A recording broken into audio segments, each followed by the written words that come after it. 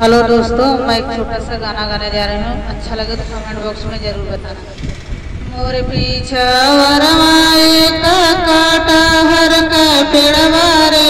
काटा हर का पेड़वा रे, अरे काटा हर फारे लाडरिया छोड़ छोटी अनाना दी, अरे काटा हर फारे लाडरिया छोड़ छोटी अनाना दी, काटा हर मैं कोरिया तोरी डलरी भरवली रे,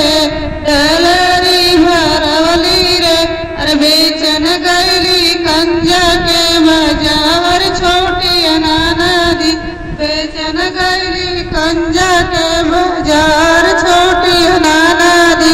अरे बेचन कोचन घरा के लावटली रे, घरा के लावटली रे, बीचे रैया ससुरु मोर बेटा